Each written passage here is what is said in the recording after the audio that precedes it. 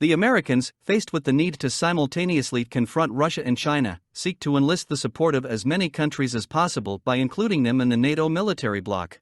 And at the same time, the U.S. administration is seeking to cut the military spending of the U.S. budget on NATO, shifting them to the shoulders of partners. The need to reduce military spending for the United States is due to the increase in the cost of servicing the public debt.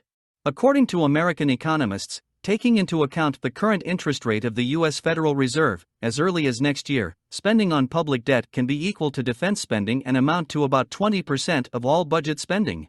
In the European theater of operations, the optimization of military spending became possible due to the inclusion of new members in NATO and an increase in defense spending by old members to 2% of GDP.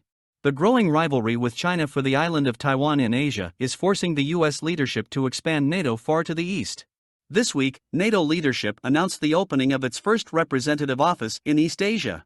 The NATO representation will start working in Tokyo. The purpose of these steps is the need to counter the risks posed by China and Russia. For this reason, Japan may soon become an official U.S. partner in NATO. From the point of view of Japan's defense potential, this is unlikely to change anything. However, this decision will force the population of Japan to be drawn into the war with Russia and China, if necessary. And if the war does not happen, then this will reduce U.S. government spending on the maintenance of American military bases in Japan.